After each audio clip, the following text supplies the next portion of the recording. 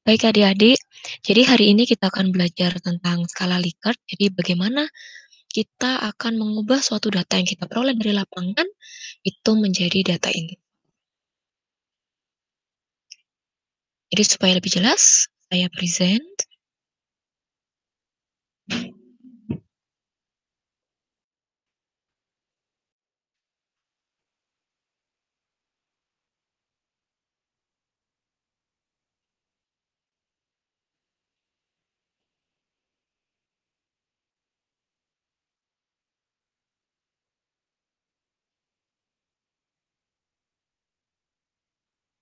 Oke, jadi data yang di sebelah kanan ini adalah data dari lapangan yang kita peroleh melalui kuesioner.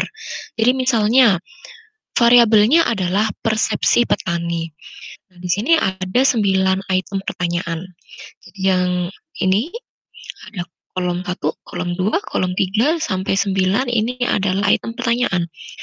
Kemudian dalam satu kolom ini ada 1 sampai 80 baris. Nah, barisnya ini ke bawah, ini adalah jumlah responden. Jadi responden pertama, untuk item pertanyaan 1, dia menjawab sangat baik. Item pertanyaan 2 sangat baik, sampai item pertanyaan 9 baik.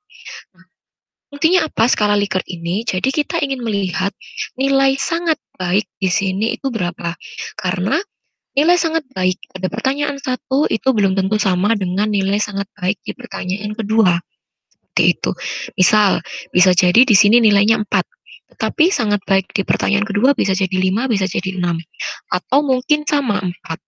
Nah, maka dari itu kita harus menghitung lebih dahulu menggunakan Likert. Nah, caranya pertama, untuk pertanyaan 1 ini ke bawah kita lihat dulu, sangat baik atau SB ini ada berapa responden yang menjawab, begitu. Jadi nanti kita melihatnya per item pertanyaan. Nah, kita mulai dari SB misalnya ya. Di pertanyaan 1 yang menjawab sangat baik, kita hitung ada berapa. Ini kalau kita hitung satu-satu akan lama. Kemudian akan memungkinkan adik-adik kalau ngantuk, nah itu nanti terjadi salah hitung. Makanya di sini kita bisa menggunakan count if. Jadi kita lihat count if, kemudian yang paling awal itu responden 1 itu letaknya di mana, B3, sampai responden nomor 80 ini ada di B82 di sini ya. Nah, kita lihat range-nya B3 sampai B82. Kemudian SB. Nah, kita hitung ternyata ada 16 responden yang menjawab sangat baik. Kemudian untuk yang menjawab baik itu ada 51 responden. Responden yang ragu-ragu ada 10 orang, kemudian yang memiliki persepsi tidak baik itu 3, kemudian yang memiliki persepsi sangat tidak baik atau STB itu 0. Nah, untuk jaga-jaga kita sum. Apakah betul sum dari SB, B, RTB, dan STB ini adalah 80? Nah, kalau 80 sesuai dengan jumlah responden di sini berarti hitungan adik-adik betul. Ini hanya untuk ngecek saja total. Yang kita butuhkan nanti data ini. Nah, kemudian ini nanti kita masukkan ke sini. Oke, ini saya hapus dulu ya.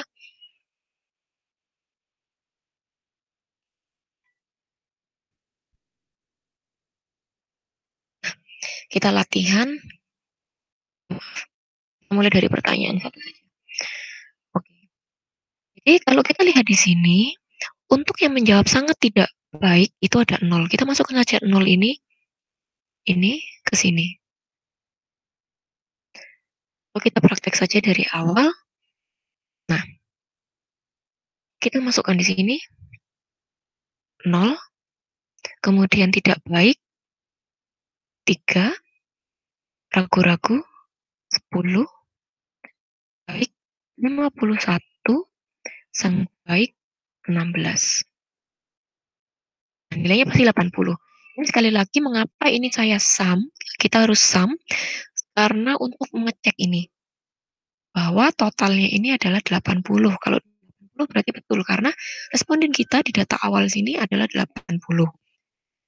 Kalau sudah, ini kita kosongi saja karena pembulatan ini caranya manual. Nanti adik-adik akan mendapatkan nilai ini. STB itu 0, TB itu 1,82, R itu 2,62, B 3,85, SP itu 5,18. Nah, dari mana angka ini? Bagaimana cara menghitungnya? Di sini sudah saya berikan rumusnya. Kita lihat satu-satu ya. Jadi frekuensi adalah berapa banyak sih yang menjawab STB. Nanti kita kan tahu ada 0 orang, maksudnya tidak ada responden yang menjawab STB, kita beri 0. Ini ada 3, kita beri 3, dan seterusnya. Kemudian F per N ini apa? F itu adalah frekuensi, 0, berapa banyaknya orang yang menjawab STB tadi. Kemudian N ini adalah populasi, totalnya berapa? 80. Maksudnya total responden yang kita link ya, ada 80. Jadi, rumus F per N ini adalah 0 per 80. Kita lihat ya rumusnya.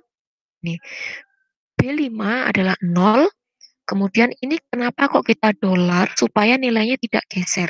Dia tetap ada di range ini, 80.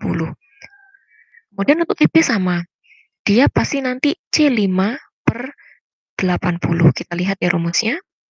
C5 per 80. Dan seterusnya. Ini masih sama. Kemudian, untuk CP, nah ini yang mulai adik-adik harus perhatikan dengan seksama. Karena untuk CP yang STB, ini sama seperti F per N.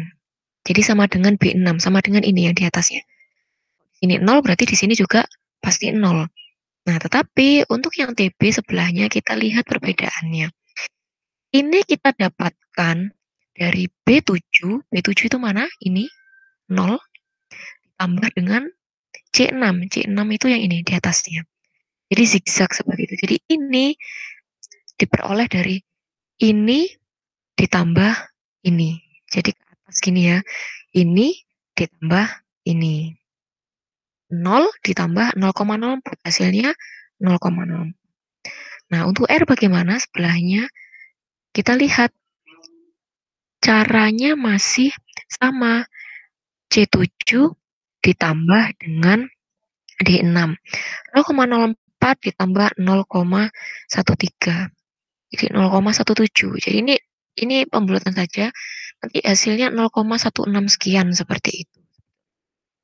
Nah, kemudian untuk ini sama D7 0,16 ditambah E6 0,64. Berapa? 0,80.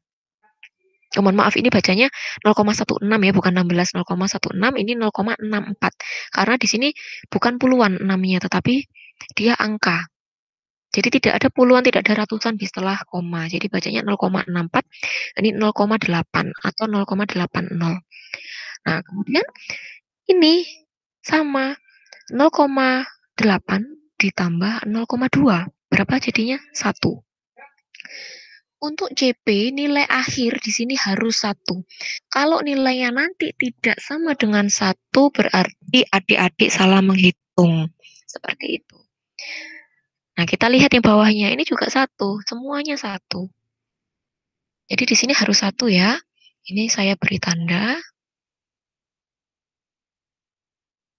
Oke, ini harus 1. Kemudian mid CP. Kita lihat.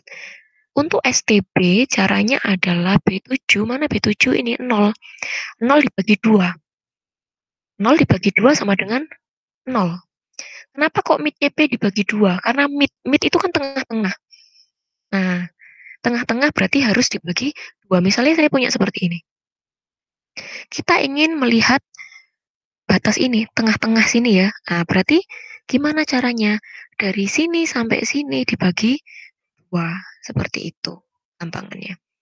Nah, kemudian yang ini agak berbeda. Jadi kita tambah dulu baru dibagi 2. Jadi mana yang ditambah? Ada C7, ini 0, ini C7. Kemudian ada maaf ini B7, kemudian ini C7. B7 ditambah C7 berapa? 0,04 baru dibagi 2. 0,04 dibagi 2 sama dengan 0,02. Ini ya rumusnya. Ada B7 ditambah C7 dibagi 2. Atau dibalik ya sama saja. C7 ditambah B7 baru dibagi 2. Berikutnya masih sama. Kita geser di sini ada D7.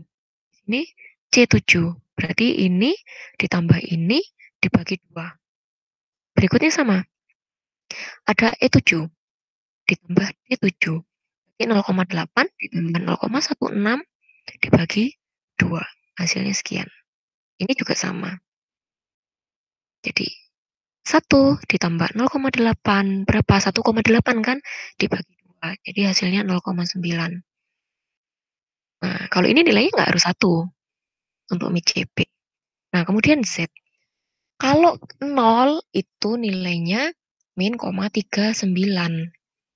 Kalau 0 ya, karena kita tidak bisa pakai norms if di sini untuk 0. Nah, tetapi kalau selain 0, kita langsung saja pakai rumus ini, norms inf. Atau adik-adik bisa juga melihat tabel Z.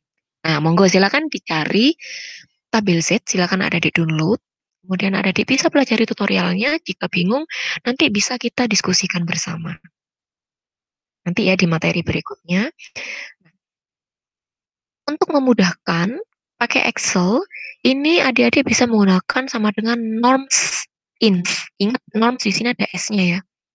Hati-hati. Norms inf. Kemudian norms inf yang mana? Ini. Mana yang dicari? C8.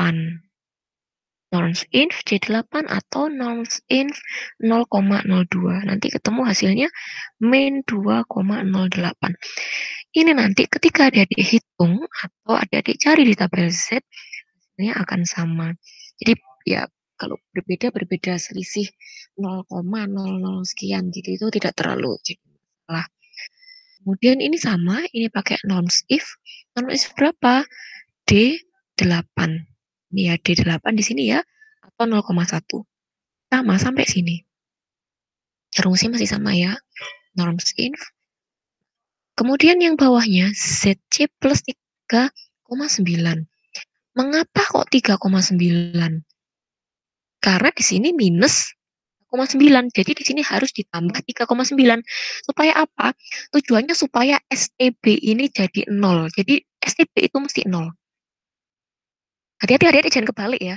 Di sini dimulai dari yang nilainya negatif, maksudnya sangat tidak baik, sangat tidak setuju, kemudian tidak pernah atau sangat jarang seperti itu. Tergantung adik-adik memulai hal yang paling negatif itu di mana. Ketika adik-adik memulai dari tidak pernah, ya berarti di sini tidak pernah, nilainya 0 nanti. Kalau adik-adik mulai dengan sangat tidak baik untuk persepsi, sangat tidak baik, 0. Untuk motivasi, sangat tidak ingin di sini 0. Jadi jangan dibalik ini sangat baik, kemudian ini baik, ragu-ragu, tidak baik, sangat tidak baik, jangan. Jadi dimulai dari yang sangat tidak baik, yang tidak. Nah, ini intinya harus 0. Kemudian, nah di sini menyesuaikan. Kalau di sini ditambah 3,9 kan, di sini juga harus ditambah 3,9.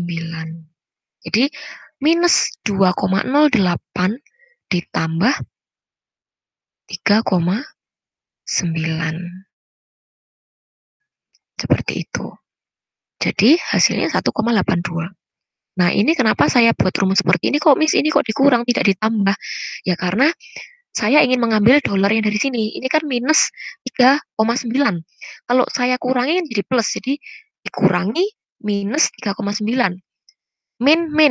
Berarti jadi plus. Berarti sama dengan ini, C9 kan ini. Min 2,08 ditambah 3,9. Sama. Atau ada dia pakai cara ini supaya nggak bingung pakai ini ya. Coba saya ganti rumusnya. Di sini saya nulis bukan minus 3,9 tapi 3,9 positif.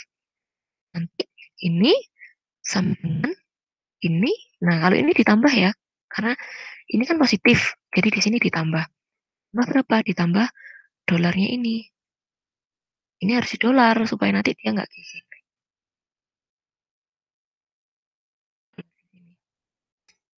Sama kan hasilnya 1,82. Atau saya kembalikan dengan rumus yang tadi. Saya geser, nah sama kan hasilnya 1,82.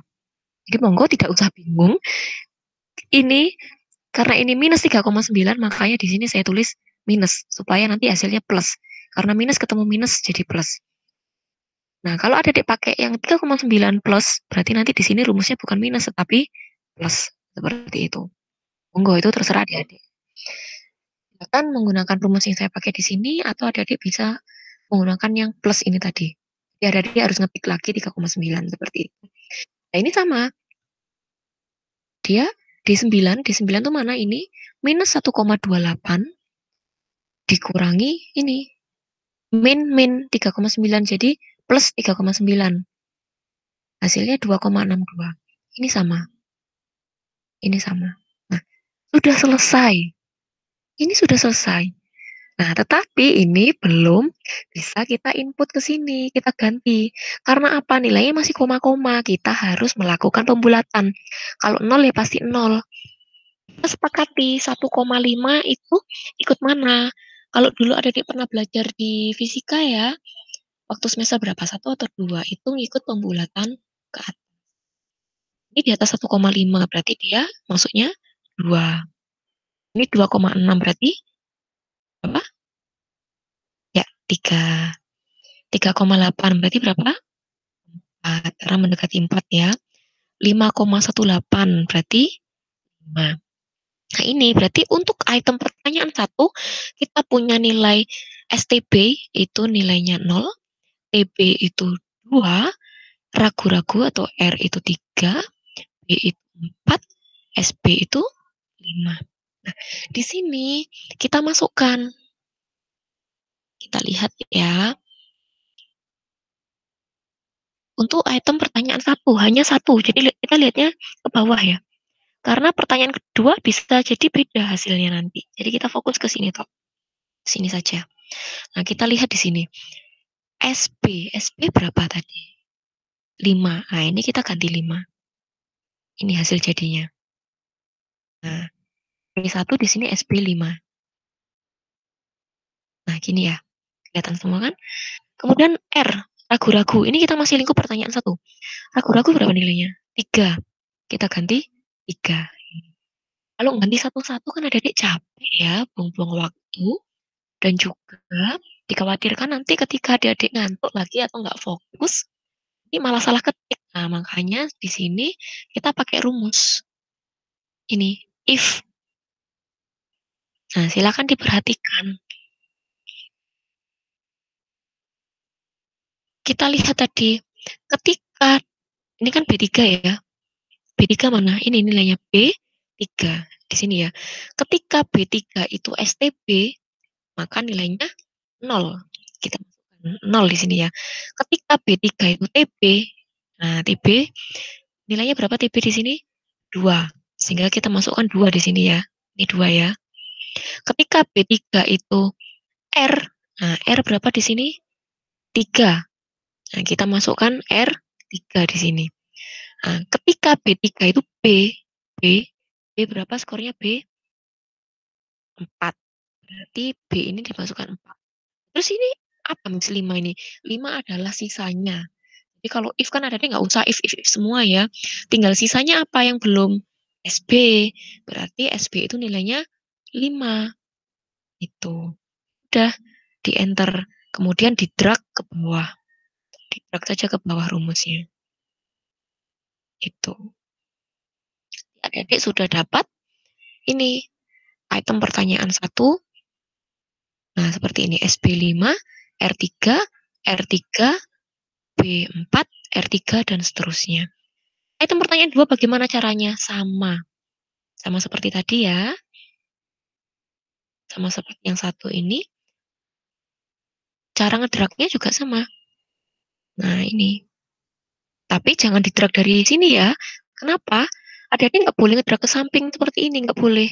Bisanya ke bawah. Karena apa? Kalau ke bawah kan kita masih masuk item pertanyaan 1. Nah, masih diperbolehkan karena nilainya ini hanya untuk item pertanyaan satu. Kalau ke samping, nah ini kan sudah masuk wilayah pertanyaan 2 karena nilainya bisa beda. Ini adalah item pertanyaan 2. Kalau nggak percaya bisa kita lihat di sini. Nah, kita lihat dari rekapan yang di bawah. Ini tadi kan pertanyaan satu, ini pertanyaan 2. Setelah kita sum ya, kita count. SB berapa di sini? 18. 18. B berapa? 56. R berapa yang menjawab? R ada 4 orang. TB ada 2. STB ada 0. Nah, hasilnya beda toh. Pertanyaan satu ini masih sama ya, sama-sama 0. TB-nya masih sama 2. Nah, di sini beda. R di sini 3, di pertanyaan 2 nilainya 2. Nah, hati-hati. Makanya tadi saya bilang kalau ngedrag ke bawah, bukan ke samping. Nah, yang perlu ada diketahui, STB di sini belum tentu 0 loh. Bisa jadi ada sejumlah orang yang menjawab sangat tidak baik. Contoh ini, item pertanyaan ke-1, 2, 3, 5. Nah, kelima ini. Kita lihat item pertanyaan kelima. Berapa yang menjawab STB? Ada 5 orang. Itu ya. Kita lihat pertanyaan kelima. Yang menjawab STB ada 5 orang. Tetapi tenang, nanti nilainya akan tetap 0. Nah, caranya masih sama, hanya bedanya kalau STB-nya tuh 0, di sini kita lihat ya, nanti nilai mid CP-nya itu pasti 0. Tetapi kalau STB-nya itu lebih dari 0, mid CP-nya juga lebih dari 0. Nah, sehingga Z-nya kita peroleh, nah ini bisa pakai norms if kalau lebih dari 0. Rumusnya mau. Nah, norms if berapa? Norms if dari 0,03. Berapa nilai Z-nya? Min 1,86. Nah, di sini ditambahnya hati-hati.